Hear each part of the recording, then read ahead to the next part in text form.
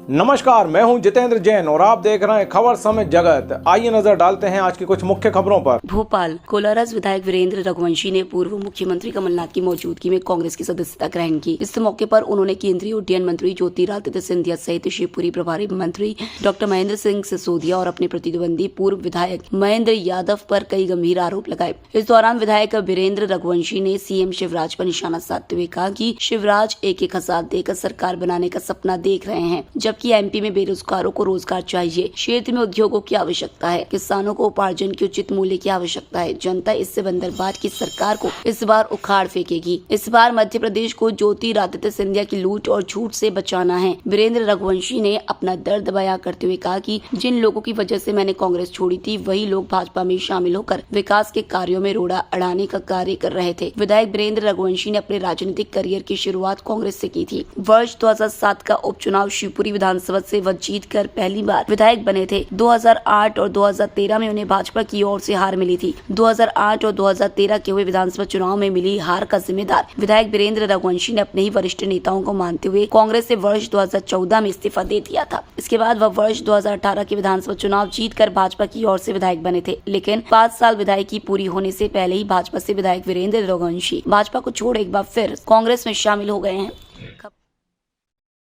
मैं पिछले 3.5 साल से क्षेत्र के विकास को लेकर ग्वालियर चंबल संभाग और विशेषकर हमारे गुना लोकसभा और उससे भी विशेष मेरी अपनी कोलारस विधानसभा को लेकर चिंतित था। सिंधिया जी के साथ जो धनबल पर माननीय शिवराज सिंह जी ने सरकार बनाई, हमें उस समय बहुत खुशी हुई थी, क्योंकि मैं भी भाजपा का विधायक था, कि जनता जनार्दन का, किसान भाइयों का जिस कर्जा माफ 2 लाख के करने की बात को लेकर सिंधिया जी सड़क पर आए थे, उन्होंने सरकार गिराकर और भाजपा की सरकार बनवाकर हम इंतजार कर रहे थे कि कब सिंधिया जी बात करते हैं कि 2 लाख का कर्ज माफ भारतीय जनता पार्टी की सरकार करे। लेकिन वो इंतजार तो आज तक खत्म नहीं हुआ। ये ज़रूर हुआ कि सिंधिया जी की टीम में जितने भी मंत्री बने, दर्जन से ऊपर, अधिकतर की ये हालात है कि राजी नहीं तो गैर राजी, जोर जबरदस्ती भ्रष्टाचार की झड़ी लगा दी उन्होंने। मूल कार्यकर्ताओं पर मुकदमे लगवाना, ग्वालियर चंबल संभाग मेरे अपने विधानसभा में, यहाँ तक कि मुझे सत्ता का विधायक होते हुए भी नहीं छोड़ा। कई 2-3 मौके ऐसे आए जिस पर फर्जी FIR मुझ पर भी कराने की कोशिश की। मेरे एक विधायक प्रतिनिधि पर सील कुमार यादव, जो वर्तमान सरपंच है रिजौदी गांव से, भद्रवास ब्लॉक से, वो सरपंच का गांव नदी के किनारे है, बिल्कुल 100 फीट पर। वर्तमान सरपंच के घर से मात्र 35 घन मीटर रेत पे अवैध उत्खनन का आरोप लगाया और ऐसे 16 प्रकरण उन्होंने बनाए। 15 गांव में उसी नदी के किनारे किसी प्रकरण में कोई कार्रवाई नहीं हुई, क्योंकि वो 15 लोग उनके अपने कार्यकर्ता पूर्व विधायक महेंद्र यादव, जो मुझसे चुनाव हारे थे, उनके लोग थे। मात्र मेरे एक विधायक प्रतिनिधि, जो गांव के किनारे नदी होने पर मात्र 35 घन मीटर रेत का मुकदमा बनाया, उस पर FIR की, और आज तक इतना ही नहीं किया, उसी समय 18 लाख रुपए का जुर्माना प्रभारी मंत्री के दबाव में कलेक्टर अक्षय सिंह जी ने किया। ये 2 उदाहरण मैं काफी देना चाहता हूं। इस तरह का अन्याय, अत्याचार और भ्रष्टाचार बर्दाश्त करते रहे हम 3 साल से, ये सोच करके कि जनता जनार्दन ने हमें आशीर्वाद दिया है। केवल पार्टी ने सिंबल जरूर दिया चुनाव लड़ने के लिए, कमल का फूल, लेकिन मतदान तो क्षेत्र के मतदाताओं ने किया। मुझे कई बार रोष और गुस्सा आया कि इस विरोध को मैं अभी करूं, लेकिन मैं चाहता था कि जनता के उस अधिकार का दुरुपयोग न करते हुए मैं पहले अपना कर्तव्य पूरा करूं, और समय समय पर, चाहे वो विकास को रोकने की बात हो, अनुचित और अन्याय प्रभारी मंत्री या उनके मंत्रियों के द्वारा मेरे साथ किया जा रहा है उसकी बात हो, शीर्ष नेतृत्व को लगातार बताता रहा, संगठन हो या माननीय मुख्यमंत्री जी हो या अनेक कोई भी शीर्ष नेतृत्व में प्रभारी हो, मुरलीधर जी, यहाँ तक कि जामवाल जी, जो बहुत स्ट्रिक्ट कहे जाते हैं भाजपा में, 2 बार उनके समक्ष भी पिछले 4 महीने में मैंने बात रखी। पर मुझे आश्चर्य है जिस रीति नीति की बात करने वाली भारतीय जनता पार्टी, जो इतने बड़े प्रकरणों में सुनने के बाद इस कदर से चुप्पी साध गई, ऐसा भी क्या एहसान मानना मेरे भाजपाई साथियों कि जनता जनार्दन के साथ खुलेआम लूट करवा रहे हो। पुराने भाजपाइयों पर मुकदमे लगा रहे हैं नए आए हुए लोग, और आप वर्तमान विधायक की बातें सुनने को तैयार नहीं। काम करना तो दूर, जैसा मैंने अनेक बार मीडिया में कहा, आप सबको मालूम है कि कोर कमेटी में भी मैंने कहा, 1.5 साल पहले विधायक दल की बैठक में भी मैंने कहा कि इस बार 13 नहीं 13 से ज्यादा मंत्री हारेंगे। ये 127 विधायक गवाह हैं। आप पूछिएगा कभी कोई विधायक मिले कि कभी विषय आया था क्या 1.5 साल पहले विधायक वीरेंद्र रघुवंशी ने कोर कमेटी की विधायक दल की बैठक में ये बात कही? आपको कोई ना कोई मेरे जैसे विचार का विधायक साथी कहेगा कि हाँ ये विवाद हुआ था 1.5 साल पहले सीएम हाउस में। तो लगातार हर मंच पर मैंने उठाया। समय का इंतजार मुझे था, जनता का मैंने पूरा कर्तव्य पूरा कर दिया है। पूरे लगभग 5 साल हो रहे हैं। विकास के मामले में मैं अग्रणीय रहा। जितनी योजनाएं बनाई मोदी जी और शिवराज जी ने अपने क्षेत्र में आधिकारिक संपर्क से, मेरे अपने विल पावर की हिम्मत से मैं लेके गया। किसी एक मंत्री के एहसान नहीं है, या कोई सीधे मुख्यमंत्री जी ने नहीं दी, क्योंकि योजनाएं बनी हैं। मैं सत्ता का विधायक हूं, मेरी अपनी क्षमताएं थी, चाहे नल जल योजना हो, डैमों की योजना हो, कॉलेज हो, कॉलेज की बिल्डिंग हो, रोडें हो, पुल हो, सब स्टेशन बिजली के हों। आप देखिए आश्चर्य की बात, विशेष निधि 15-15 करोड़ इस बार 2-3 साल से मुख्यमंत्री जी सभी विधायकों को दे रहे थे, जिसमें बिना किसी नियम के जो विकास कार्य जनता को आवश्यक थे वो करने का उन्होंने निर्देश दिया था। मेरे अपने जंगली क्षेत्र में अगरा और भेड़ौन में 2 बिजली के सब स्टेशन 3-3, 4-4 करोड़ के मैंने मुख्यमंत्री जी की विशेष निधि में स्वीकृत कराए। उनके भूमि पूजन कार्यक्रम में पूर्व विधायक जो मेरे साथ लड़े थे, सिंधिया जी के प्रभारी मंत्री जी के चहेते महेंद्र यादव जी के लोगों ने झगड़ा किया, पुलिस बुला करके मुझे भूमि पूजन करना पड़ा 1.5 साल पहले। मीडिया में भी छपा। उसके बाद अभी काम कंप्लीट होने के बाद यादव डीएफओ वो लेके गए शिवपुरी में, उससे मेरा उसका काम रुकवा दिया। 17 गांव में लाइट पहुंची है।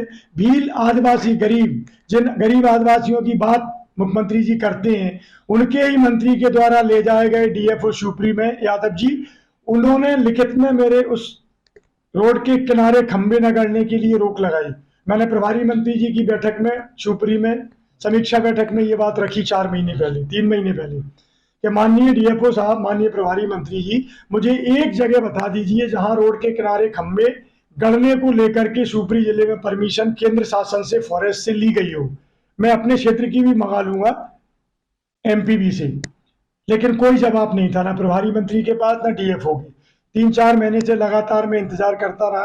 15 दिन पहले 500 आदिवासी भाई बहनों ने कलेक्टर का आकर के घेराव कर दिया। चूंकि मेरा क्षेत्र था, मुझे चिंता थी। खबर हुई तो आधे घंटे में आनंद फानंद में मैं कलेक्ट्रेट स्वयं पहुंचा। मीडिया भी साथी आए, इसी तरह का मेरा उन्होंने वक्तव्य लिया। सारी बात मैंने डिटेल में रखी। इतने बड़े प्रकरण के बाद भी आज दिनांक तक वो 8 गांव को लाइट नसीब नहीं हुई। कलेक्टर ने, जबकि आज से 20 दिन पहले कहा था, हम क्षेत्रवासियों के सामने और मेरे सामने फोन लगाकर एसी एमपीवी मिस्टर कारला से भी बात की, डीएफओ मिस्टर यादव जी से भी बात की, और 10 दिन का हमको समय दिया कि आप शांति रखें, 10 दिन के अंदर आपका काम प्रारंभ हो जाएगा। आज 20 दिन हो चुके हैं, कोई काम प्रारंभ नहीं हुआ। अब आप कांग्रेस में आ गए हैं तो कांग्रेस से भी टिकट की मांग करेंगे? नहीं, मैं कोई मांग नहीं करता हूं। मेरे बारे में आप सब जानते हैं, मेरा जीवन जन सेवा में समर्पित है। 2003 से 7 तक मैं किसी राजनीति में नहीं था सक्रिय रूप से, तब भी मेरी जन सेवा क्षेत्र में चल रही थी। जब मैं 2007-8 में 1.25 साल विधायक रहा, तब भी जनसेवा रही। दुर्भाग्य से मेरे ही नेता ज्योतिरादित्य सिंधिया जी और उनके लोगों ने मुझे चुनाव में धोखा देकर के 8 और 13 में 2 बार हराने का काम किया, लेकिन 10 साल मेरी जनसेवा रुकी नहीं। और 18 में जनता जनार्दन ने मुझे ऐसी सीट पर विधायक चुना जहां वर्तमान सत्र में ही 27,000 से भाजपा हारी है कोलारस में। और 4.5 साल बाद जब उपचुनाव हुआ विधायक जी के देहांत के बाद, राम सिंह जी यादव के, तब उनका बेटा भी लड़ा उपचुनाव में, तब भी भाजपा नहीं जीत पाई। पूरी सरकार करोड़ों रुपए बहाने के बाद में 8,000 वोटों से हारी। पर ठीक 6 महीने बाद मुझे मौका दिया। मैं नमन करता हूं कोलारस विधानसभा के एक मतदाता को, आपके माध्यम से मुझे ऐसी विषम परिस्थितियों की सीट पर चुनाव जिता दिया। जिस चुनाव में ज्योतिरादित्य सिंधिया जी मंच पर मौजूद होते थे, पूर्व विधायक महेंद्र यादव ये कहकर वोट मांगते थे कि मुझे नहीं, महाराज को वोट मांग रहा हूं, 6 महीने के अंदर महाराज मुख्यमंत्री बनेंगे और इस सीट पर विधायक का चुनाव लड़ेंगे, ये सीढ़ी भी मेरे क्षेत्र में उपलब्ध है। तो मैं कितना आभार व्यक्त करूं कोलरस विधानसभा का कि विषम परिस्थितियों में 2 बार भाजपा और सरकार हारी, सिंधिया जी ने मंच से मेरे खिलाफ स्वयं के लिए मुख्यमंत्री प्रोजेक्ट करके वोट मांगे और मुझे आशीर्वाद दिया। तो मैं तो जीवन भर कोलरस विधानसभा के मतदाताओं का ऋण कभी पटा नहीं पाऊंगा। बस मैंने उनके ऋण पटाने का प्रयास ये किया कि हर योजना का काम जो वर्तमान सरकारों में चल रहा है ले जाने का वह काम किया, चाहे डैम बनाने हो, नहरें बनानी हो, नल जल योजना हो, कॉलेज हो, स्कूल हो, रोडें हो, पुल हो।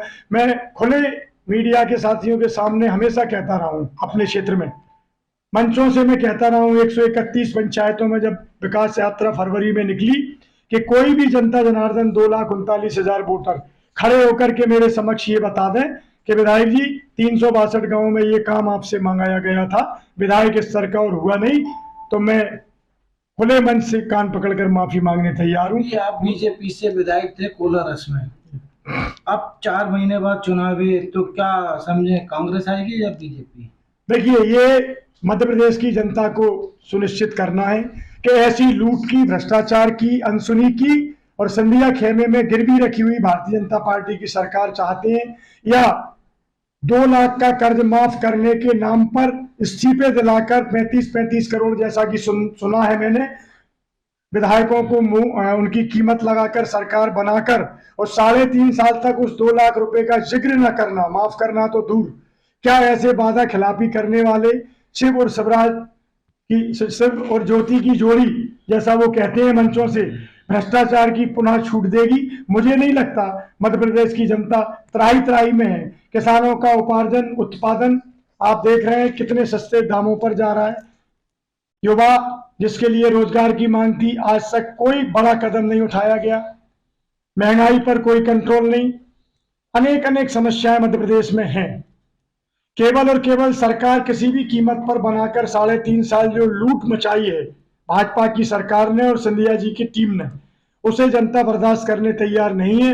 अभी अनौपचारिक रूप से आपसे मेरी बात हो रही थी कि आपके प्रवेश करने के बाद फला व्यक्ति चुनाव लड़ने के मूड में नहीं है, फला व्यक्ति पौड़ी ग्वालियर जाने के मूड में है। तो इससे आप अंदाजा लगा सकते हैं कि जनता जनार्दन कितना दुखी है कि लोग चुनाव लड़ने के लिए तैयार नहीं है जिन्होंने और जिनके खेमे ने लूट मचाई है। पिछले चुनाव में कांग्रेस ने भी कई वादे करे थे, किसानों का कर्जा माफ, बिजली माफ, क्या वो कर पाई? प्रदेश के नागरिकों, मेरे परिवारजनों, बड़े गौर से मेरी बात पर ध्यान रखिएगा। अगर आप सुन पाए मेरे वीडियो को, 27 लाख किसानों का कर्जा माफ करने का काम कमलनाथ जी की सरकार कांग्रेस में हुआ है और रिकॉर्ड इस बात का गवाह है, ये स्टेटमेंट नहीं है। क्रमबद्ध पैसे की व्यवस्था करते हुए कमलनाथ जी कर्ज माफ कर रहे थे, लेकिन उसी पैसे के लोभ लालच में सिंधिया जी और उनकी टीम सरकार गिराने में कामयाब हुई और कलंक कमलनाथ जी की सरकार कांग्रेस पर लगाया। मैंने अभी पूर्व में भी कहा, फिर सिंधिया जी ने 2 लाख कर्ज माफ करके सड़क पर उतरने की बात की। भाजपा की सरकार तो अभी तक कहती है कि 15 महीने की सरकार में कांग्रेस ने कुछ नहीं किया। 15 महीने की सरकार में कांग्रेस ने सब कुछ करती, आप करने देते जब। आप एक ही प्रश्न का जवाब दे दीजिए कि जिस जुमले के साथ 2 लाख का कर्जा माफ नहीं किया किसानों का, मैं ज्योतिरादित्य सिंधिया किसानों का हितैषी इसलिए सरकार गिरा रहा हूं और सड़क पर उतर रहा हूं। तो माननीय, सड़क पर तो आप उतरे, लेकिन जोड़ तोड़ की भ्रष्टाचार की सरकार बना के आपके मंत्रियों ने शायद आपकी पार्टनरशिप के साथ लूट तो मचाई, पर किसान के 2 लाख के कर्जे की 3.5 साल चर्चा तक नहीं की। एक ही बात का आप जवाब दे दीजिए। 1 हफ्ते पहले का एक जवाब माननीय मुख्यमंत्री जी से भी चाहता हूं। आपने जब कमलनाथ जी ने अपने वचन पत्र में 500 रुपए का सिलेंडर देने की घोषणा की चुनाव के पश्चात, तो आपने 450 के सिलेंडर देने की नौटंकी की और मात्र 2 दिन के लिए कि बहनें 2 दिन में सिलेंडर लें, वो भी किसी गैस एजेंसी पर आदेश नहीं पहुंचा, अपने आप में मजाक बन गए। मैं तो ये कहना चाहता हूं, आराम से शांति से घर बैठिए। 20 साल प्रदेश को लूट लिया, अब तो आपको अपनी जबान पर ठिकाना नहीं है। 450 के सिलेंडर की बात करके 4.5 दिन आप बहनों को सिलेंडर नहीं दे पाए। और आपके माध्यम से बहनों से निवेदन करना चाहता हूं, बहनों आपके बेटे बेरोजगार हैं, आपके किसान पतियों का अनाज सस्ता बिक रहा है, आपको 110 रुपए लीटर पेट्रोल लेना पड़ रहा है। आपसे निवेदन करता हूं बहनों, 1000 के लालच में मत आना, आराम से शांति से घर बैठिए। 20 साल प्रदेश को लूट लिया, अब तो आपको अपनी जबान पर ठिकाना नहीं है। 450 के सिलेंडर की बात करके 4.5 दिन आप बहनों को सिलेंडर नहीं दे पाए। और आपके माध्यम से बहनों से निवेदन करना चाहता हूं, बहनों आपके बेटे बेरोजगार हैं, आपके किसान पतियों का अनाज सस्ता बिक रहा है, आपको 110 रुपए लीटर पेट्रोल लेना पड़ रहा है। आपसे निवेदन करता हूं बहनों, 1000 के लालच में मत आना। ये लालची लोग पैसा बांटकर नीलामी में विधायक खरीद करके सरकार बनाते हैं।